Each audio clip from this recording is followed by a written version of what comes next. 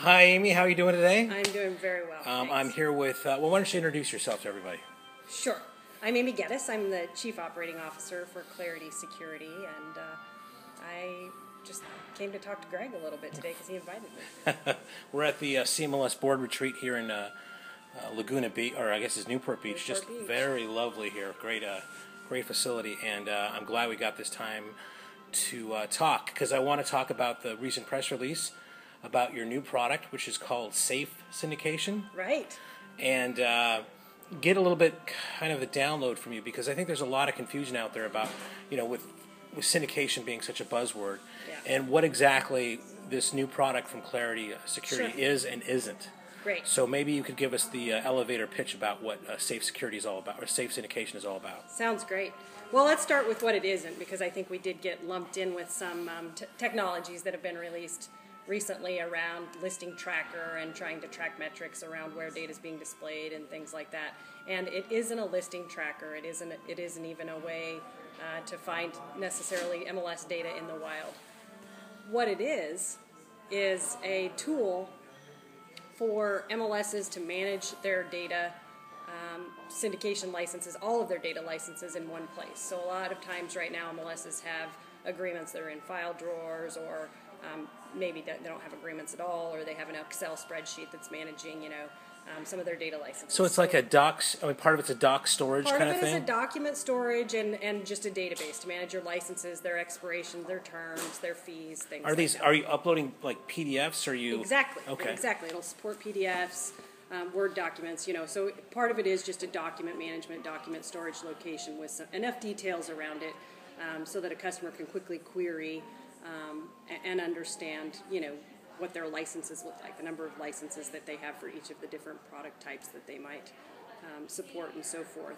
It also gives them a dashboard that tells them when agreements are set to expire and auto-renew and things like that, so that they can make quicker business decisions if they have agreements that they either want to continue or maybe agreements that they'd like to end. So that first component is really just trying to take a lot of what they're doing offline and put it online in a more meaningful way for them and include it in a dashboard for them. For a data license manager, for example, to be able to look at that dashboard every day and just see what they need to be working on. So is this something that you expect MLSs and their staff to do? Do you have any options where maybe like Clareity or some that could be outsourced? Yep, we do. So it can be just managed by the MLS staff, or they can outsource it to Clareity. We've built it with kind of a real open API, so if they have an existing system that they just want to push this kind of data into, or they have an online option for their members to fill out agreements to apply for a license online, they can fill that out and it'll automatically populate into this system and have kind of just a pending approval kind of thing. So we've tried to keep it open enough so that if they have some existing technical processes in place, we can be supportive of those. We have a fully managed system where they basically just say to Clareity, we'd like you to manage all of this process, particularly around the IDX and VOW compliance module. So obviously when you create licenses, sometimes you're creating them for third-party vendors, sometimes you're creating a license to your own broker for an IDX product. Sometimes it's a combination of both, and so the system supports all of those things with the idea that the other components, which are compliance tools, you can use to either perform your own IDX audits or enforce your own IDX policies, or outsource that to Clareity or someone else. So it's just really a tool to help. Well, I guess in this day and age, right, it's really, the data is going everywhere, and you're right, a lot of people have those contracts in drawers or something else. I have the same thing. From a vendor standpoint, I have a lot of agreements with MLSs to use their data, and then something that recently came up where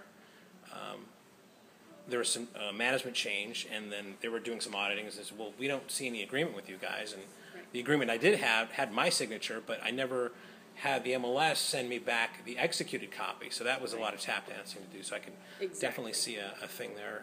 There's a definite need. There's even some MLSs that desire, again, to have more of an online process where they would fill out the application for a data feed, accept a terms of use, and then it would go into a pending review status for someone to either issue them a license or deny the license. So on the compliance stuff with syndicators, you said like a report card of some type, right? Right. So we have what we call a publisher module, which allows the MLS to define a report card that they're going to measure all of their publishers by. And it's really just a tool. I think there's a lot of sentiment out there right now about helping brokers to make more informed decisions, not necessarily telling them what to do, but empowering them with information so that when they're making their syndication decisions, they have all of that information. And so we allow the MLS to establish a report card that measures them on a set criteria. We use the Clareity Bill of Rights as an example just because a lot of the industry is familiar with that. But we're going to measure every publisher on that same set of criteria and then score them. And the scorecard will include things like how many complaints the MLS received on that particular publisher that year. And is that going to be posted anywhere publicly, or is that shared? It's really up to the MLS how they distribute it. I mean, that report card does specifically belong to them. Clareity will go through and automatically create a report card for the top 10 publishers nationally. So they'll automatically, even if they never use this module for anything else, they'll automatically get a quarterly report card that says this is how the top 10, according to HitWise, are doing against the Clareity Bill of Rights. And then the MLS can add additional rules. If the MLS values being compensated for their data, for example, they could add that as an additional rule, and then that would impact the score if publishers didn't compensate for data or something like that.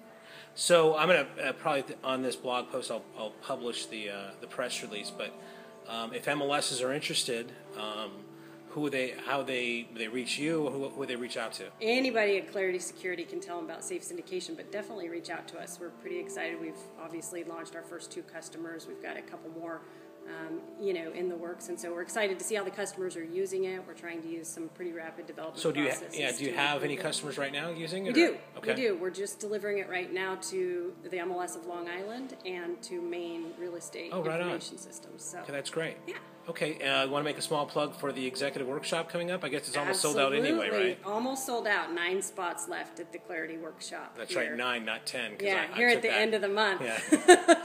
And when is that? So February 29th and March 1st in Scottsdale. Come out and enjoy some golf. Website? Some sunshine. Clareity.com. Okay, for the all right. workshop. Well, thanks for sitting down with me. Amy, Board of Director for CMLS, VP of Clareity Security. Thank you, Greg. Thank you. All right, bye.